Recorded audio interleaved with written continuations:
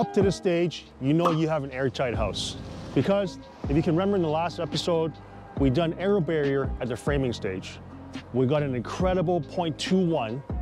That's 0.21 air changes. The maximum required is actually only a 3.5. So with a 0.21, we're good to go. We had all the trades fine-tuned, all their work, all their inspections been passed. We got the framing inspection done. We got the insulation installed. We got the insulation inspection done as well. And we're ready to do boarding. As for the outside, we also got the house prepared in a manner where we're ready to do the siding.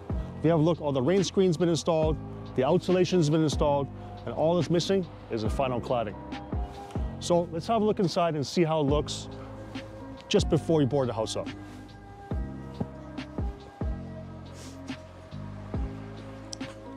Let's start off by talking about the insulation.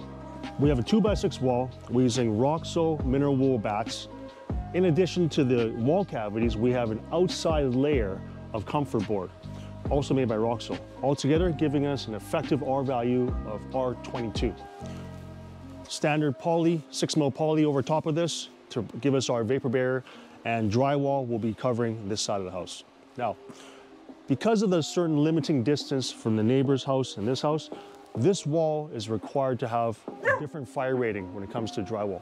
So we're having a 5/8 layer of drywall here in lieu of a 1/2-inch layer. Now, similar to the exterior walls, we've also used a Roxo product for the interior walls. Now, why we put insulation between the rooms? Basically, it's just for sound deadening. This material is very, very good for absorbing any kind of sound transfer, especially we have a kitchen here and another bedroom right behind it. This is where you want to separate the sound as much as possible.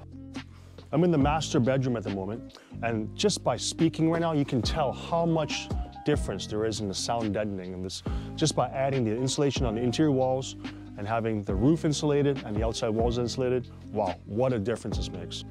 One very important thing you got to remember just before you start the drywall process is your drop ceilings and fire stopping.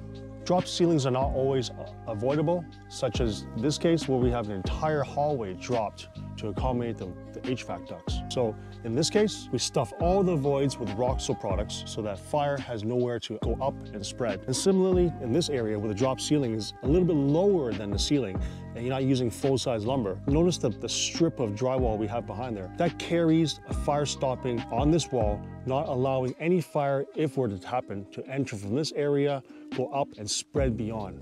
So it's very important to block any kind of voids where fire could possibly go up and spread. Now, similar to the main floor, we also have sound insulation between bedrooms on the upper floor. Let's see how effective that sound insulation actually is. Right now, I'm talking through the wall without the sound insulation in place. Let's see how muffled it is once I put the insulation in place. Now, I'm speaking the same level of tone. How is that different compared to when I'm talking to you like this? Isn't that amazing? So with the insulation in place, plus an extra 1/2-inch layer of drywall on both sides of the wall, you can imagine how well both walls will be insulated from the sound transfer.